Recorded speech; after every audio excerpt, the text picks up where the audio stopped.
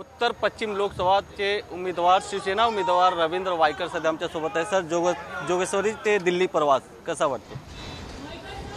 आता मुंबई महाराष्ट्र झाला, आता जोगेश्वरी ते दिल्ली हा प्रवास करायचा आहे।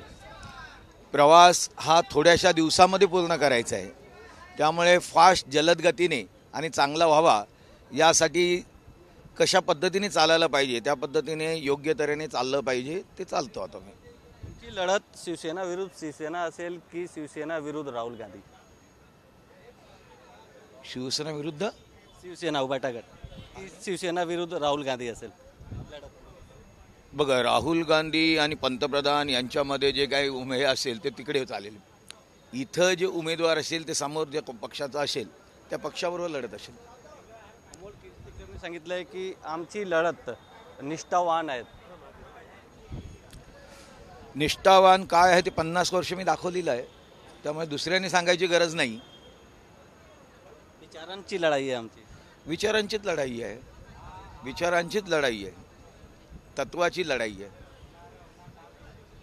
मुद्दा काय असणार आहे? लोकसभेला मुद्दे जे असतात ते असणार आहेत, हे असे काय वैयक्तिक मुद्दे नसणार आहेत। इथे तुम्हाला तुमची गुणवत्ता, तुम्ही केलेलं काम, तुमचं रेप्युटेशन, तुमचं शिक्षण, तिथे जाऊन तुम्ही काय करणार आहात ते पाहिजे तुमच्याकडे। ते आहे का?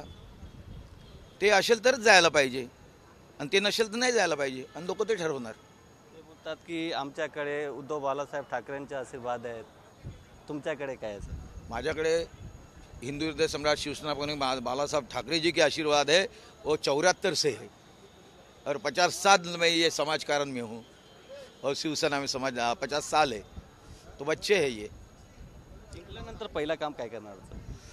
जिंकल्यानंतर पहिलं काम करणार म्हणजे तुम्हाला तुमचा मुंबई महाराष्ट्राच्या विकासाच्या दृष्टीने जो काय काम असेल ते करायला पाहिजे।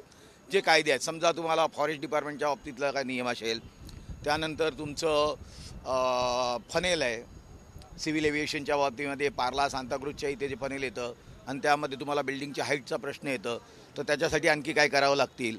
मुंबईच्या विमानांचा प्रश्न असेल की अर्धा एक तास वरच असे तुम्हाला विमानं म्हणजे बाहेरून आलं तरी उतरायला मिळत नाही किंवा उड्डाण करायला मिळत नाही, तर त्या दृष्टीने आपल्याला आणखीन काय वे करता येतील का? गुंफांचा प्रश्न असतो। आता इथे 2 गुंफा आहे, महाकालीन जोगेश्वरी एक कॅनेरी आहे, तर यांच्यामध्ये असलेल्या वस्ती यांच्या बाबतीमध्ये गुंफांचं सुशोभीकरण हे अडकले, केंद्रांच्या कायद्यांमध्ये अडकलेलं आहे।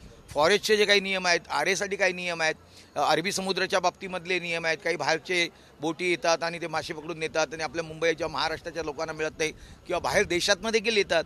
तर अशा पद्धतीने संरक्षण आणि काम उपयुक्ता याच्या बाबतीमध्ये तिथे विचारांची लढाई होईल, आणि त्याच्यामध्ये आपल्याला कशी कामं करता येईल ते पाहिलं जाईल। शेवटचा प्रश्न आहे की फर्स्ट टाइम जे वोटर आहेत त्यांना काय तुम्ही सांगणार? त्यांना सांगणार आहे की पहिले वोटर फर्स्ट वेळचे वोटर असतील तर त्यावेळेला हा त्यांचा पहिलाच हे असेल, नाविन्य असेल।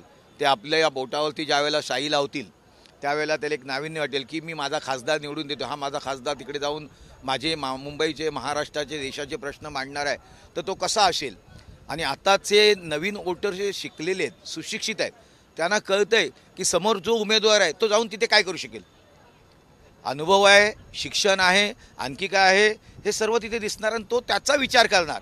जरी जुने कोणी असतील, ते कुठल्याही पक्षाचे असतील, पण आताचा विद्यार्थी किंवा आताचा मतदार, नवीन मतदार हा सुशिक्षित आहे, डायरेक्ट मोबाईलवर जातो, तो अनेक देशांमधल्या सर्व घडामोडी ताबडतोब पाहतो एवढ्या जलद गतीने। म्हणजे आत्ताचा 5 वर्षाचा मुलगा जरी म्हटलास ना तरी तो मोबाईलवरती खेळत असतो, आणि आपल्यापेक्षा जास्त तो चांगला आपल्याला सांगू शकतो। तसा आत्ताचा युवा हा मोबाईलच्या बाबतीमध्ये जगाशी संपर्क ठेवू नये, देशातल्या सर्व लोकांशी संपर्क आहे, प्रत्येक ठिकाणचा संपर्क आहे, त्यामुळे त्यांना कळते की कोणाला मतदान करायला पाहिजे।